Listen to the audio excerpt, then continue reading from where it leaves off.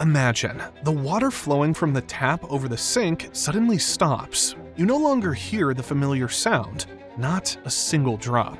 You run out to the river and see only the cracked bottom stretching to the horizon. Fish are still floundering between the cracks, trying to catch their breath. But there is no water.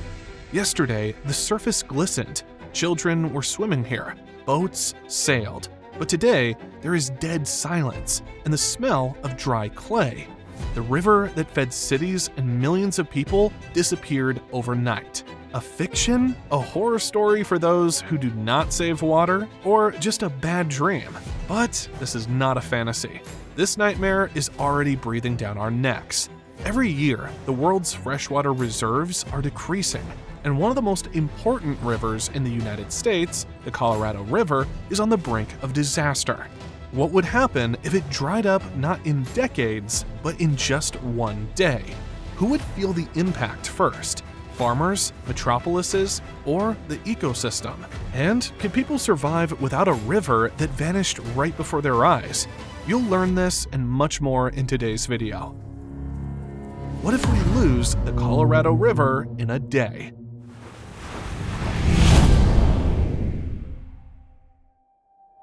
In spring, the snow caps of the Rocky Mountains melt and flow down in clear streams. They are joined by cold underground springs. Many small streams merge into one, gaining strength quickly. From this thin mountain stream, a giant river is born. Over 1,450 miles long, it flows through 7 U.S. states and a patch of Mexico. At the end of its journey, it dissolves into the warm waters of the Gulf of California in the Pacific Ocean. Some people listening to all this may think, so what? It seems like an ordinary river. America has longer rivers. For example, the Missouri, which stretches for 2,341 miles. There are deeper ones, the mysterious Hudson, reaching a depth of 202 feet in some parts. Or the Mississippi, a giant in terms of water volume, feeding almost half the country. But the Colorado River is a record holder of a different kind. It is the most overloaded river in America, and it reaches its bed in Mexico, almost on its last breath. Just a tiny bit of water gets there, because it gives away almost everything along the way. And that's not just a figure of speech. This river flows through the driest states, and more than 40 million people use its resources. In fact, virtually 1 in 10 Americans use water from the Colorado River. It supplies water to Los Angeles, Las Vegas, and Phoenix. It makes millions of hectares of fields green in the middle of the desert. The Colorado River irrigates over 5.5 million acres of farmland, including important winter vegetable growing regions. These are areas of California and Arizona where broccoli, onions, carrots, green leafy vegetables, and much more are grown. Without them, American supermarkets would look much more modest. Well, or more expensive. It was the Colorado River that carved a giant scar into the rocks, like a sculptor, the Grand Canyon. It is one of the most impressive natural attractions on the planet, visited by about 5 million tourists a year. Colorado has 15 large dams, including Hoover Dam and Glen Canyon Dam. 5 of them supply electricity to millions of people. But the Colorado River feeds not only humans. Its waters create habitats for hundreds of species of birds, fish, and plants. But all of this could disappear very soon. But wait, why do we even assume that it will be gone soon? Since the 2000s, the Colorado River Basin has been experiencing a mega drought. The river is thinning and drying up. It is like a live artery that is being drained of its strength every day. And there are reasons for this. The first one is climate. A century ago, the peaks of the Rocky Mountains looked like sparkling white domes of snow. They fed the river in spring and summer. Today, these caps have become thin and fragile. They do not reach their former lush volume and melt too quickly. The Colorado River receives less water from melting snow than it used to. Then there's the heat. The scorching sun sucks the last drops of moisture out of the ground and out of the reservoirs themselves. The heat absorbs stagnated water even more eagerly. Scientist Jack Schmidt of the Utah State University estimates that nearly 1.9 million acre-feet of water evaporate each year. That's 13% of the total annual flow. To grasp the scale, imagine a third of Loch Ness disappearing into thin air before your eyes, or 936,000 Olympic swimming pools simply vanishing. These are colossal losses. The second reason is hidden, almost invisible. Farms and businesses compensate for the water shortage by tapping into underground reserves. Thousands of straws, hidden from view, go into the ground and suck the base out of the river. These underground sources feed the Colorado River. The more pumps hum, the faster the riverbed runs dry. On the surface, everything is legal. A deep well 100 meters from the bank, and the water goes directly to the landowner. On paper, it is their property, and the laws often allow drilling and pumping near rivers. But the problem is that these pockets of groundwater feed the river itself, and they are rapidly emptying. Satellites have shown that over 20 years, almost 28 million acre-feet have been pumped out. That's as much as the country's largest reservoir, Lake Mead, can hold. That water could be enough for 84 million families in the US for a whole year. Can you imagine the scale? The third reason is population growth. There are more and more people in the region. Cities are growing. Farms are expanding. Everyone needs access to the river's resources.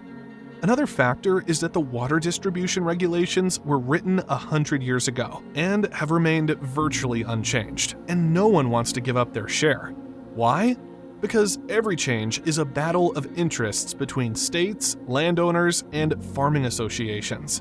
As a result, the waters of the Colorado River are distributed according to old quotas, as if the world had not changed.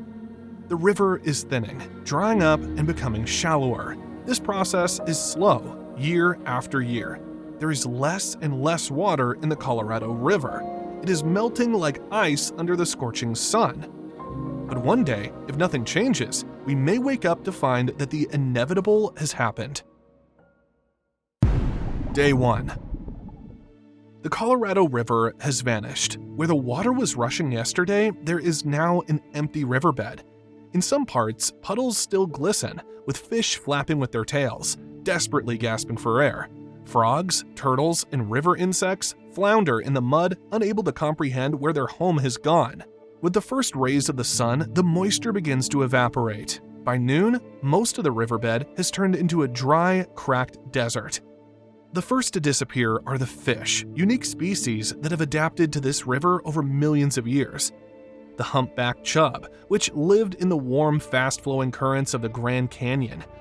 Razorback sucker, whose habitat was the lower reaches. The Colorado pike minnow, a large fish nearly a meter long, also disappears.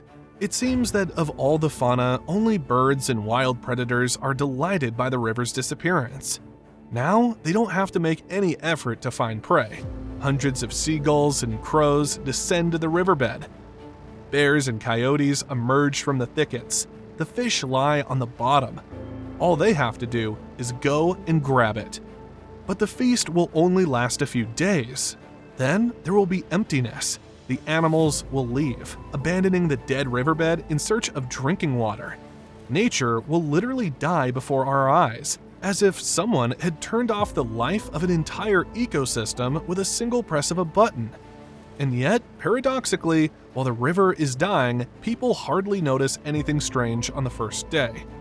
A family of farmers from Yuma would wake up and eat breakfast. Then they would go out on the porch and turn on the pump. Water would flow smoothly from the irrigation canal. Later, they would return to the house, turn on the TV, and learn from the news that the Colorado River no longer exists. The farmers would chuckle. The journalists must be exaggerating as usual, and continue to water their crops.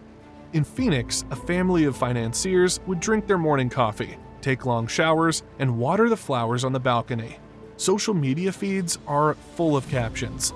The Colorado River has disappeared. But most people take it as fake news or a strange prank. This day won't be any different from those when the Colorado River was full. Water still flows from the taps in people's homes. Why? Because the giant reservoirs, Lake Powell and Lake Mead, can hold up to 60 cubic kilometers of water, or 15.8 trillion gallons. That's enough to supply California with water for almost a year and a half. These reserves create a dangerous illusion of security. It seems as if everything is under control. But in reality, the disaster is just about to begin. Week 1. The fish swell in the sun and burst. The smell of rot rises into the air, unbearable even to the most resistant.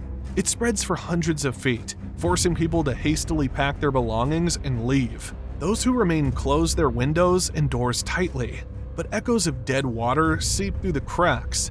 Scavengers are already circling above the shore. Cathartes aura vultures, crows, and black vultures. Their stomachs contain acid that dissolves dangerous and deadly toxins.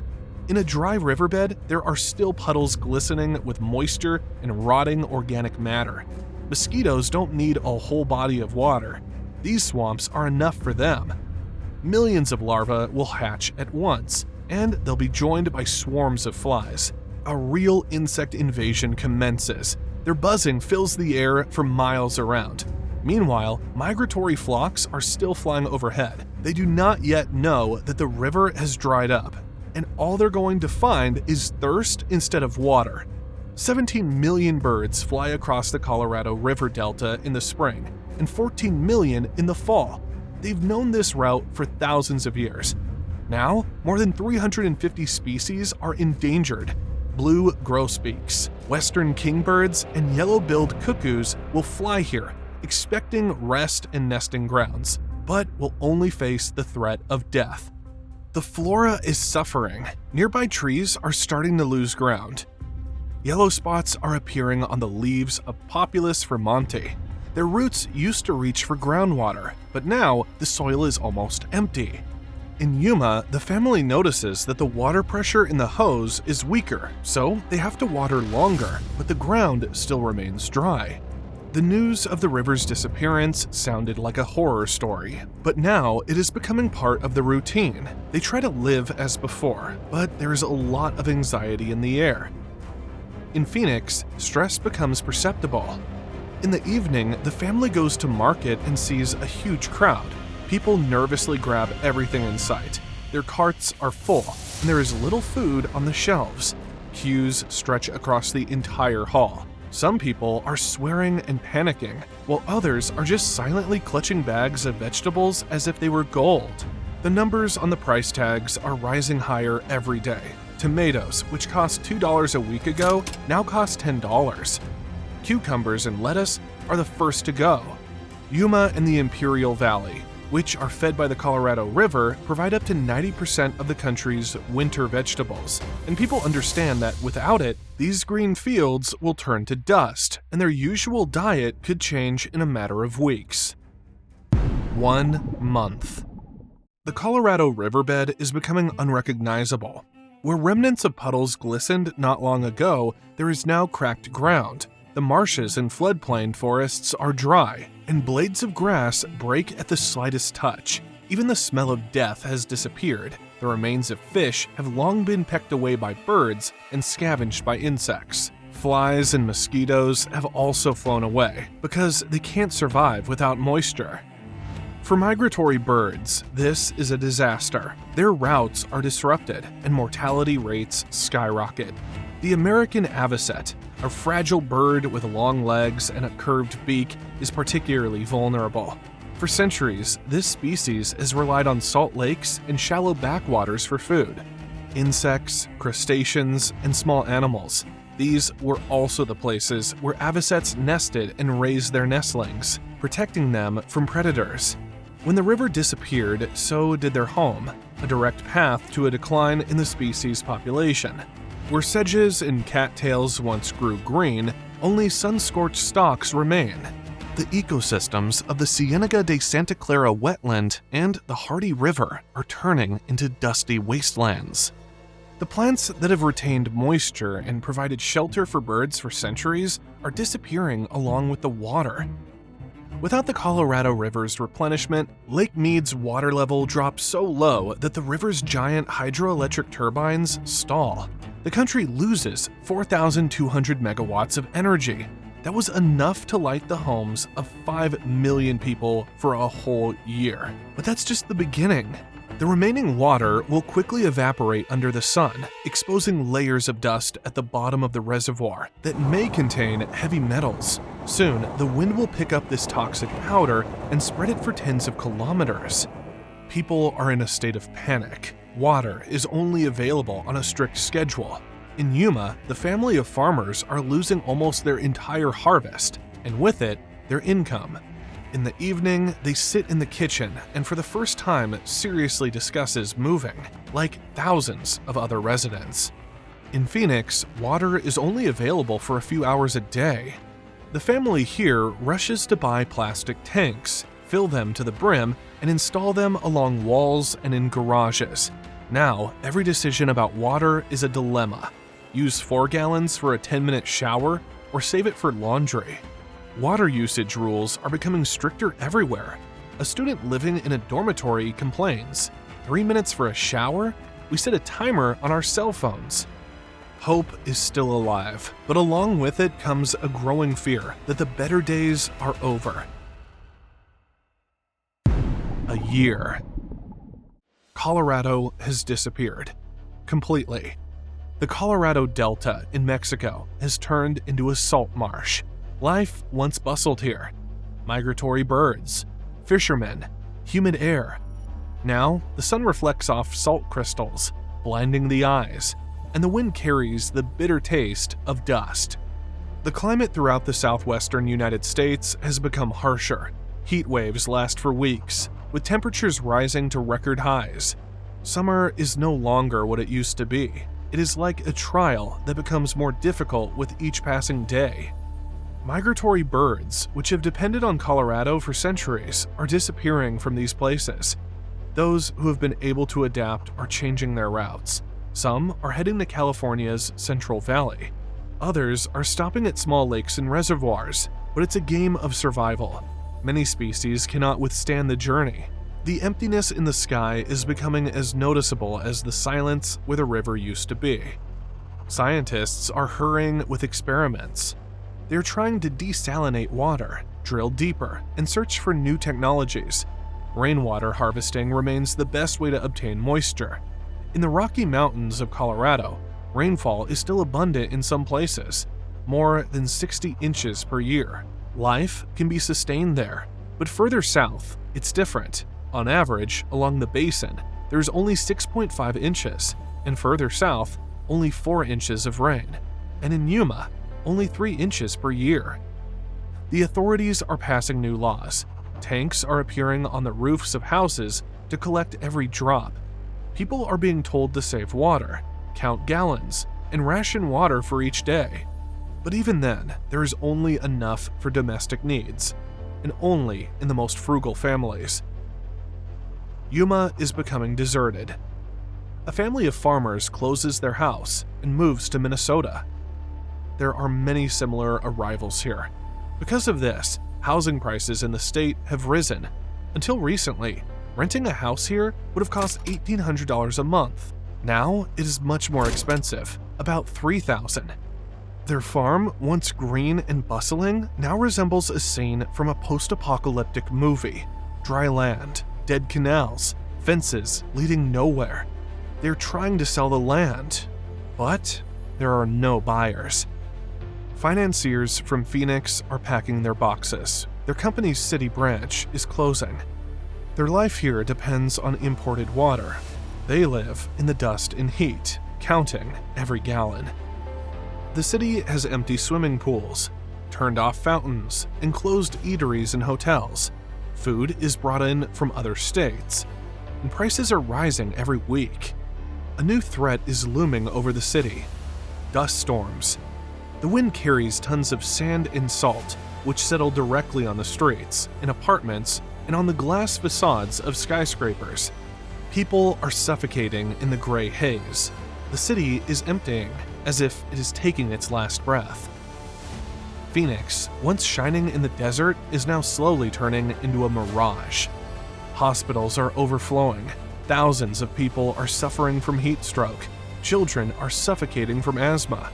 The staff complains. Every second person in the emergency room is dehydrated, but there is barely enough water for the hospital's needs. The city is melting away, along with hope. 5 years. The southwestern United States has become a completely different world. On the map, the region now looks like a huge scorched patch. Silence, once rare in this area, is now permanent. There are few migratory birds. Their routes have almost disappeared along with the river. The branches of trees where nests once hung are empty. Even coyotes and pumas have moved further into the mountains in search of water. Desert species, rattlesnakes, lizards, fight for their lives, but their numbers have dwindled significantly. The wind blows dust, and instead of the smell of grass, only dry heat and salt can be smelled. With the disappearance of water, the energy sector has collapsed. Hydroelectric power plants on the Colorado River have shut down. Some cities are forced to rely on expensive gas and coal, filling the air with smoke and fumes. Solar panels are slowly spreading across rooftops, but it's not enough. The lights flicker and go out. Electricity has become a luxury, with prices rising every month. Las Vegas no longer shines. Countless casinos stand empty. Hotels are closed, and the streets are deserted. The neon lights are out, and the city, once the entertainment capital of the world, appears to be turning into a ghost town. Yuma has disappeared completely. The earth has cracked like old leather and no longer knows the smell of harvest. Phoenix is still holding on, but the city is no longer a metropolis. It's almost impossible to live here, only to survive. Water and electricity are supplied irregularly. If it hasn't rained, people travel dozens of kilometers for a few water containers. Ice has become almost a symbol of luxury. It is sold in bags for $15. Pharmacies are running out of supplies. Everything related to asthma and respiratory health disappears from the shelves within hours after delivery. Yuma is turning into the Sahara. Heat, dust, and desolation reign here. But the disappearance of the Colorado River has also spelled disaster for other places.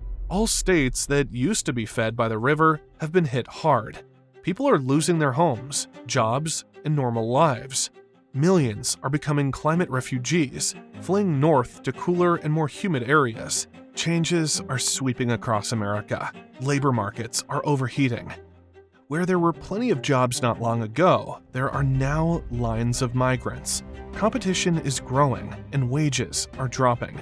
Housing is soaring in price. Homes that used to cost hundreds of thousands are now selling for millions.